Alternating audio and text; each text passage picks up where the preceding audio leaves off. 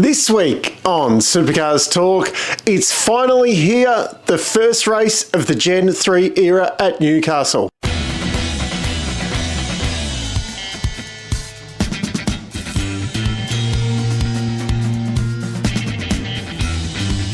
It's finally race week. The Gen 3 cars that a lot have predicted would never happen will be hitting the racetrack at Newcastle this weekend.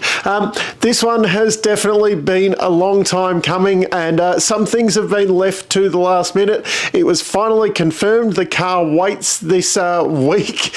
Surprisingly, they only decided on the car weights this week. There was some aerodynamic testing, which I haven't heard anything from that. But yeah, it's been confirmed that the car's dry weight will be 1335 kilos.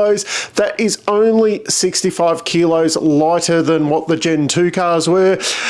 65 kilos is a lot of weight, but we were expecting it to be a bit more than that. It's a little bit disappointing that that is only it.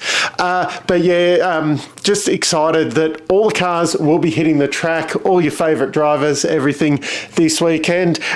Before I get into the preview of the round, there was some other news this week. Just a little bit quiet considering there'll probably be a release of Tim Slade's paint job between me recording this and the episode coming out. So we'll miss out on that unless it's a very important announcement. Don't think it's going to be. But yeah, Tim Slade's car, we haven't seen that yet. The big announcement this week, though, was that DJR has confirmed that Tony D'Alberto and Alex Davison will be returning for the endurance races this year. Part of me is happy about this because they are a solid lineup. You know, they do a good job, but part of me is a little bit disappointed in that, I mean, Walkinshaw and Andretti United are kicking out Warren Luff this year, essentially because they've found better people. While DJR are hanging on to D'Alberto and Davison, they don't do a bad job, but yeah, it's a bit like taking a knife to a gunfight.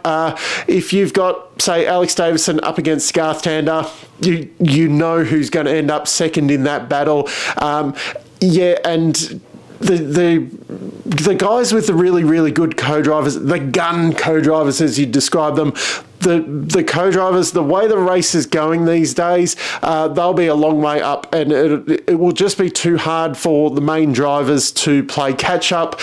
Yeah, because the co-drivers won't be in a position to battle with those really kind of gun top guys or the guys with like real recent main game experience. I mean, D'Alberto's doing TCR, but yeah, it's not the same as, say, doing Super 2 or being, you know, relatively recent out of the seat, or it'd be like you guys like Tander and Whincup who are guns. So we're back at Newcastle this weekend. It has been a while. Last time we were there, back in the before times, 2019, a guy called Scott McLaughlin. If you've been watching the IndyCar telecast over the weekend, and yeah, a lot of people refer to him as McLaughlin. Anyway, yeah, that IndyCar driver there, he wrapped up his second championship that weekend. He'd kind of already wrapped it up early, but that's where he was crowned champion. Disappointing results for him that weekend. Disappointing in his books, only a second and a fourth. His teammate at the time, Fabian Coulthard, remember him being at the top team in the country? Anyway, he was second and third, I think it was, over the weekend. And then Van Gisbergen and Jamie Whincup, who was still racing at that point, they shared the wins over the weekend. They were a bit off the pace in the alternate races. And a guy who was retiring at that point, in his last race for Brad Jones Racing, Timmy Slade was on the podium. But there's no need to read into this at all because it was a very, very long time ago in a car very, very different to the one that we'll be racing this week. So there is definitely no form guide other than what happened in testing the other day, which we can assume that Brad Jones's guys were, you know, they came out with a video this week of them fitting the ballast for the engine and bringing the cars up to weight, that they were running underweight when they were pounding around Sydney Motorsport Park the other week in the open test to run their super fast times. But having said that, my prediction for the weekend is that Jaime or Brody Kostecki will be the one to take out that first race, or maybe they'll take out one each. I reckon Matt Payne is going to be the first one to find the wall over the weekend. And a long shot, just a kind of a fun prediction, that one of the Tickford cars will have to sit out a race, be that from crash damage and they don't have enough spares, or some mechanical issue that, they something just goes wrong and they can't get the car started or whatever. I don't know. I'm just going to put it out there. I reckon a Tickford car won't make the start of one of the races. This will be also Super 2 and 3 combined field for this weekend. Big test for them on that track, especially if they start going full Super 2 again this year.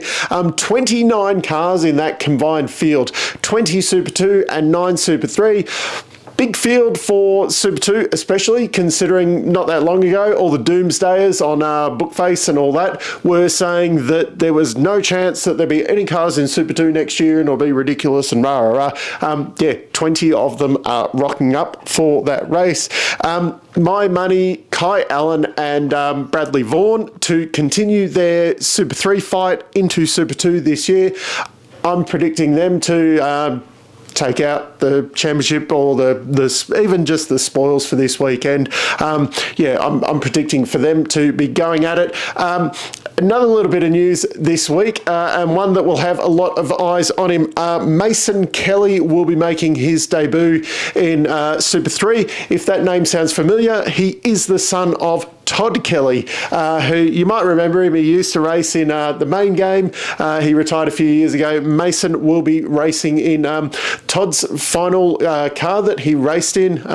Good looking paint job on it, actually. GTS Logistics will be sponsoring it. But yeah, Jet Johnson in the field as well. So a few generational guys in there that will definitely put a lot of eyes on Super 3 this year. So the format of the weekend, a little bit different to what we're probably used to. Friday, there will be 3 45-minute practice sessions that will give them a lot of time to get their eye in. Saturday and Sunday reverts more to a normal kind of schedule. 2 20-minute qualifying sessions followed by a top 10 shootout, and then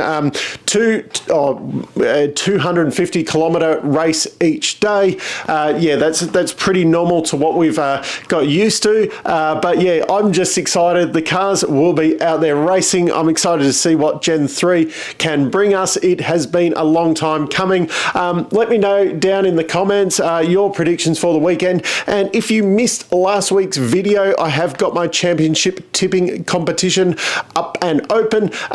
You've got to predict the top 10 for the championship. If you look back in last week's video, there's my top 10 prediction and how to enter on that one. So go and check that out. There will be a special prize at the end of the year for the person who does the best in it, really. It's pretty simple as that. So anyway, racing this weekend, get excited. I know I am. Look at you can't wipe the smile off my face at the moment. So until next time, I'm still Dave and I'll catch you later.